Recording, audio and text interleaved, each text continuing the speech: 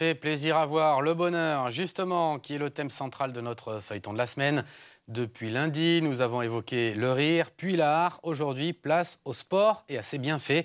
Mens sana incorpore sane, un esprit sain dans un corps sain. C'est le credo de cet animateur sportif qu'ont suivi Sandrine Meurque et Jean-Pierre Duns. Reportage. De sentir que vos orteils poussent bien. Marcher dans les flaques, et si c'était un remède anti-crise? S'affranchir du beau temps, du mauvais ou du temps tout court, et s'offrir des plaisirs simples et revigorants. On a vraiment besoin. On a besoin d'être dehors, on a besoin de respirer, on a besoin de dépenser de l'énergie. Ça apporte, voilà, on a l'impression que les poumons s'ouvrent, que tout le corps respire. Et voilà, et quand on ne peut pas y aller parce que bon, on n'a pas le temps, on ne comprend pas le temps, eh ben, on a l'impression qu'on se renferme sur soi, qu'on se recroqueville et on se dit bah, on y va et là tout s'ouvre. Des bonnes foulées, un travail au niveau des pieds, des orteils. Cette crise, elle a cela de positif qu'elle incite les gens à se ressaisir et à faire face. Voilà, à monter sur le pont quelque part. Et je pense que l'activité physique et le sport font prendre un recul qui est bénéfique parce que tout d'un coup, quand on prend du recul, on a une certaine distance. Donc on est peut-être aussi moins affecté par les choses si on les regarde d'un petit peu plus loin.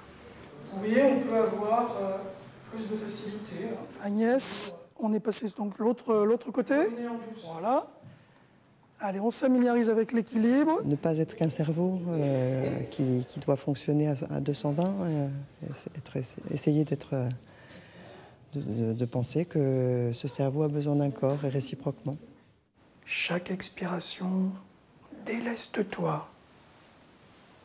Déleste-toi de tous ces encombrants. Peut-on vivre heureux dans un monde en crise? Socrate dit oui, Olivier aussi. Coach en méditation, il assainit non seulement les corps, mais aussi les esprits. Cette recherche aboutit à la joie, aboutit en tout cas à une paix. Rien qu'une paix intérieure, mais écoutez, ça vaut tout l'or du monde. Et tu vas le faire 7 fois, 7 allers-retours, précisément 7. En agissant sur eux-mêmes, ils peuvent déjà reprendre les choses en main. C'est un peu un retour sur des fondamentaux de se dire, bon, si je commençais par moi, ce serait peut-être pas mal. Et puis ensuite, c'est une bonne façon après, quand on se sent bien, qu'on se sent en forme, qu'on sent qu'on a une autonomie dans ses mouvements, que le dos n'est pas douloureux, que dès qu'on doit presser un peu le pas, on n'est pas forcément à bout de souffle. Tout ça, c'est très encourageant. Et c'est des petits résultats au quotidien qui font aussi renaître la confiance. Respirer, souffler.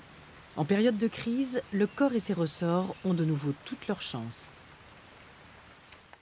Et on dit bien mens sana incorpore sano et pas sané, comme je l'ai dit, par erreur. Alors, vous en voulez encore? Eh bien, voici à nouveau du bonheur. Celui de Jean Grosbilly, un homme qui a fait de sa passion son métier.